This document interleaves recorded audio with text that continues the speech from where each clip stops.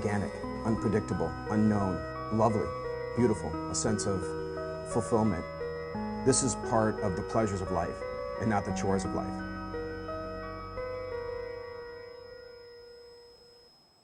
Coming up on Daily Iowan TV, grand opening, a look at Iowa City's new zombie burger. And High Rise, Iowa City announces a new addition to the downtown area. An Iowa wrestler is setting in nicely. Find out more in sports. All that and more coming up. Daily Iowan TV starts now.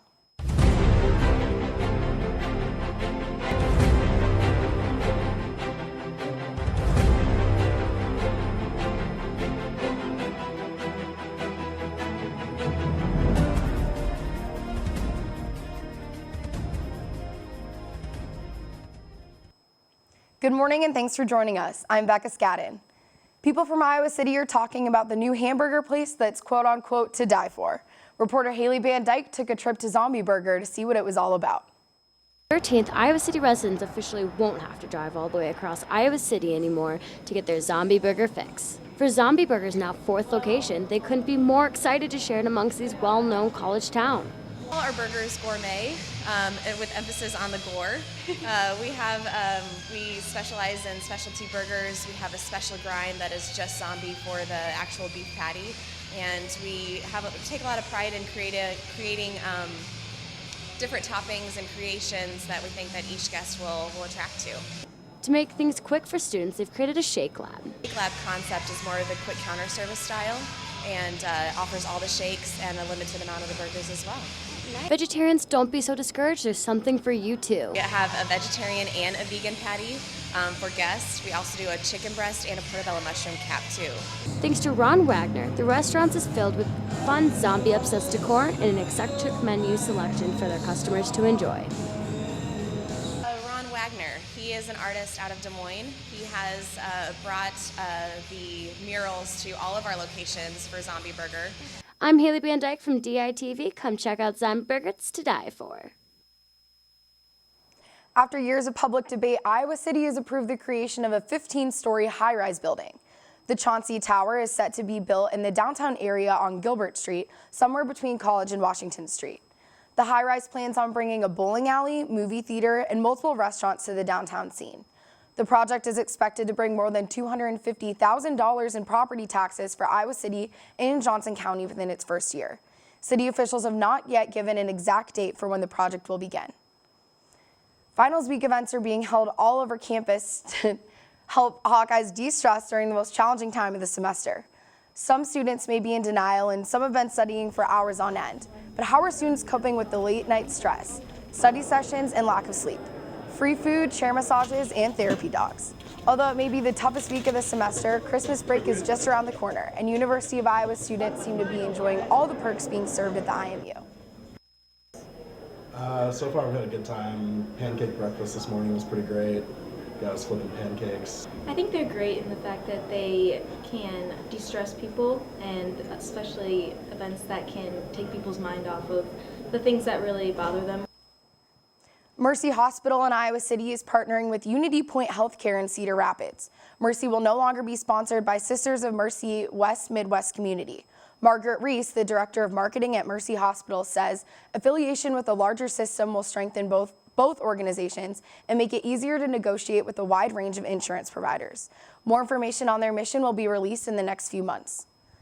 After reports that Russian intelligence allegedly influenced this year's presidential election, Iowa Senators Joni Ernst and Chuck Grassley announced their support in investigating the issue. Iowa Representative Dave Loebsack also commented on the alleged cyber attacks, adding that there should be a bipartisan effort formed in order to investigate. Both senators and Dave Loebsack have not stated whether or not the cyber attacks were committed to aid Donald Trump's victory. Yesterday, Shelter House in Iowa City opened up, but in a temporary location. Its original spot was supposed to be at 10 South Gilbert Street, but because of unexpected repairs, it has now been moved to Zion Lutheran Church. With winter temperatures coming full swing, Iowa City's winter homeless shelter is expecting higher volumes. People who depend on street parking should be aware when a snow emergency is in place. Reporter Mackenzie Cooper has the story. Iowa City has already been hit with a few snowstorms this winter season. The city is always doing their best to make sure the streets are plowed and safe for people to drive on, but they need drivers' help. especially people who depend on street parking. And once we start getting snow one day after another and the plows go down, they can actually end up pushing that snow up against the vehicles, and then they're very difficult to move. So moving them anytime there's a snow so that we can get up and down both sides is great. A snow emergency in Iowa City is when there are multiple snows and icy road conditions so that the snow can't be safely removed. Cars parked in the street during a snow emergency will be towed, but there are many places people can move their cars for free, such as Mercer, City, and Happy Hollow Parks. You can look on our site, icgov.org, and it will list if there's a snow emergency. You can call our office number 356-5000, and there'll be a trail around there that says, yes, there is a snow emergency type thing. So the next time it snows in Iowa City and you're parked on the street, make sure you move your car so that the streets can get plowed. Reporting from Iowa City, this is Mackenzie Cooper, Daily Iowan TV.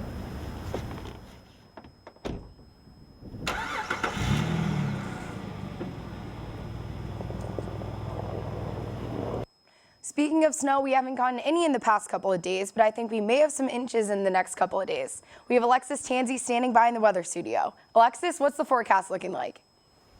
Well, Becca, today is looking even cooler than yesterday with temperatures around 16 degrees this morning. This afternoon, temperatures will stay about the same and the skies will be partly cloudy. Heading into evening, temperatures will drop to about 8 degrees and the skies will clear up. It looks like the cold is here to stay, and we will start the day tomorrow with temperatures of 0 degrees with cloudy skies. Now let's take a look at our 6-day extended forecast. Thursday, we will see a high of 10 degrees with mostly cloudy skies. As finals week wraps up on Friday, we can expect a 70% chance of snow with a high of 22 degrees. On Saturday, there is still that high chance of snow expected with temperatures reaching the upper teens. Skies will clear up on Sunday, but the temperatures will only reach a high of -5 degrees. Moving into next week, we can expect a high of 11 degrees on Monday with clear skies. Tuesday will be our warmest day of the week with clear skies once again and a high of 23 degrees. That's all I have here in the weather studio. Becca, back to you. For the first time in months, the 200th block of Washington Street is now open for two-way driving and walking. The street's construction, which has been ongoing since April, is a part of the city's bigger plan on increasing walkability and underground infrastructure over the next 10 to 15 years. When it comes to driving, Iowans apparently cannot be beaten. According to a study done by Bankrate, Iowans are ranked #1 for best driving. The study was based on factors such as commute time, insurance premiums, and car repairs. Last on the list was California, due to their low rankings in all three of those categories. Well, it seems like it's been a pretty slow week for Hawkeye sports, but we have Colin Murphy standing by in the sports studio to give us more. Colin? Thanks, Becca. Yeah, definitely kind of a slower week in terms of sporting events, but still definitely some cool things happening in Hawkeye sports. Start off with some wrestling. Redshirt freshman Michael Kemmerer is one of 4 underclassmen, a part of Coach Tom Brand's starting lineup. Kemmerer is also one of 4 Hawkeyes on the starting lineup that are still undefeated on the season. Daily Iowan TV sports reporter Zach Mackey has more. Michael Kemmerer decided to take his wrestling career to the University of Iowa. After a long recruiting period, Kemmerer, a top 20 recruit, was one of the highest rated recruits for Coach Tom Brand since Mike Evans. And Kemmerer says he always had the Hawkeyes in the back of his mind. I mean, I've always been an Iowa wrestling fan just because of all the success they've had, so something that I was always thinking about, and then getting out here and, you know, meeting everybody and seeing how things are, it was just the right fit. And it wasn't a hard decision for the Murraysville, Pennsylvania native to pack up his bags and move to the heart of the Midwest. Yeah, I mean, it's traveling, but, you know, the way I looked at it is I got to be where what's best for me, and I can't think about location so much as just where I'm going to fit, and, you know, this was ultimately the place. Kemmerer spent 1 season on the sidelines watching his fellow teammates compete in his redshirt season. Something I kind of expected coming in, and so I knew it would be a good chance to get better every day and just have a lot more training. So, I mean, it's tough because you want to compete, but I knew it would be worth it. Kemmerer and his teammates are looking forward to going toe-to-toe with the best college wrestling there is to offer. I mean, you expect to win every time you go out there, so, I mean, I guess you could say that. You know, I try not to think about the undefeated in the big picture. I just think about, you know, the next guy in front of me and, you know, next challenge. This has been Zach Mackey for Daily Iowan TV Sports. Michael Kemmerer and the Iowa Hawkeyes will have a bit of a break now before the Midlands at the end of December. After a busy season of intramural events, the organization in charge of intramural ends their fall season with a bang, or rather a splash. Alex Giannakopoulos has more. As students get closer to taking their finals, some took a quick break on Friday in the library and headed over to the pool in the field house. The reason being, Canoe Battleship, and it's one of the Iowa Recreational Service's favorite events to facilitate. One of my favorite things about it is that it seems to be one of the truly unique sports where everybody involved is having a lot of fun. Canoe Battleship takes what is normally a calm boat ride and turns it into a battle, as participants are encouraged to use these yellow and white buckets to overflow and capsize opponents in order to move on in the Canoe Battleship tournament. As the night went on, more and more boats sunk to the bottom of the pool as 20 teams competed for the right to be called Canoe Battleship Intramurals Champion. In a grueling final round, it was the team I Can't Swim that came out as champions. Brendan McGinnis elaborated on his team's performance. I'm out there pushing the boat. They have the buckets, they're dumping them. Splash, getting splashed all over the place. So like, a lot of times we thought we were gonna sink, but we just kept pushing. So like, it's kind of like life. When you're about to sink, you just gotta keep pushing. Brendan and his team will return in spring 2017 to defend their title at the end of the semester. Until then, this has been Alex Giannakopoulos, Daily Iowan TV.